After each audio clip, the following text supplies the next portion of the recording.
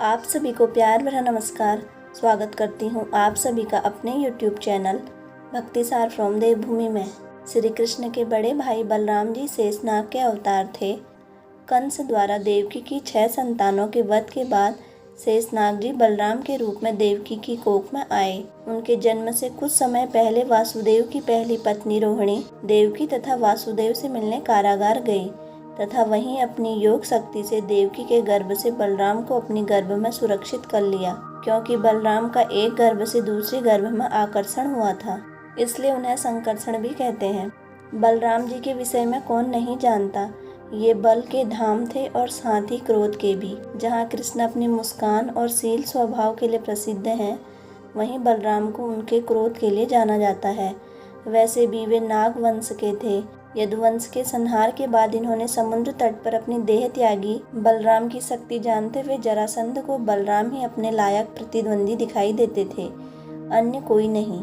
यदि कृष्ण जी की योजना भीम द्वारा जरासंध के वध की न होती तो बलराम ही जरासंध का वध कर चुके होते। किंतु इतने बलशाली होने पर भी उन्होंने महाभारत के युद्ध में न लड़ने का फैसला क्यों किया? क्या कारण था कि वे युद्ध करने के स्थान पर तीर्थ यात्रा पर चले गए? तो आइए जानते हैं इस वीडियो में। महाभारत के युद्ध में सभी छोटे बड़े राज्यों से सैकड़ों राजाओं ने भाग लिया। जहां एक तरफ कौरवों के साथ कृष्ण की नारायणी सेना सहित 11 अश्वरोहिणी सेना थी, वहीं पांडवों के पास केवल 8 अश्वरोहिणी सेना थी। किंतु ऐसे में भी जब कृष्ण निशस्त्र पांडवों के साथ थे, बलराम ने युद्ध न करने का प्रण लिया और तीर्थ यात्रा पर निकल गए। और तो और उन्होंने कृष्ण को भी यही सुझाव दिया कि युद्ध में हिस्सा न लें, क्योंकि दोनों ही पक्ष हमारे संबंधी हैं और किसी एक का पक्ष लेना दूसरे के साथ अन्याय करना है। दोनों ही पक्ष अधर्म कर रहे हैं और इसमें यदि हम सम्मिलित हुए तो वह भी अधर्म होगा। क्योंकि बलराम भैया दुर्योधन को वचन दे चुके थे कि वे और कृष्ण युद्ध में शस्त्र नहीं उठाएंगे, इसलिए कृष्ण जी ने भी उनके वचन का मान रखते हुए युद्ध में बिना शस्त्र के भाग लिया और अर्जुन के सारथी बन गए।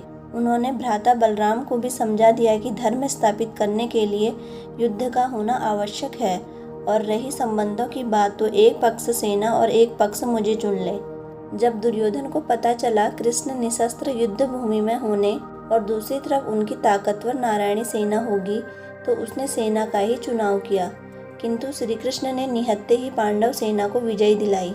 इस प्रकार उन्होंने बलराम के वचन का मान भी रखा और यह युद्ध पूर्ण भी किया।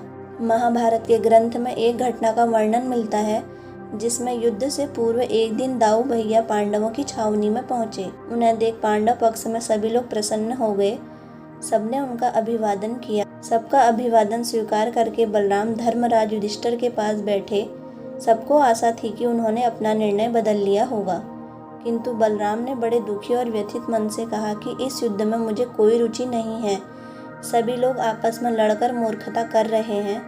मेरे लिए पांडव भी उतने ही प्रिय हैं जितने कि कौरव, इसलिए मैं इस युद्ध में भाग नहीं लूंगा। भीम और दुर्योधन दोनों ने ही मुझसे गदा सीखी है, दोनों ही मेरे शिष्य हैं, दोनों पर मेरा एक जैसा स्नेह है।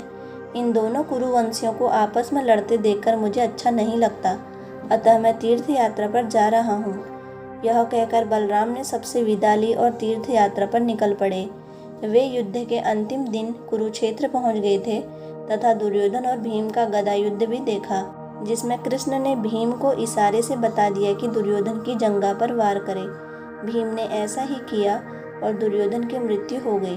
श्री कृष्ण की इस बात से बलराम अत्यंत क्रोधित भी हुए थे, किंतु कृष्ण ने उन्हें अपने तर्क वितर्क से शांत कर दिया। तो दोस्तों, आपको हमारे द्वारा दी गई जानकारी कैसी लगी? प्लीज़ कमेंट बॉक्स में अपनी राय जरूर दें और इसी तरह की वीडियो देखने के लिए हमारे चैनल को लाइक, शेयर और सब्सक्राइब जरूर करें। धन्यवाद।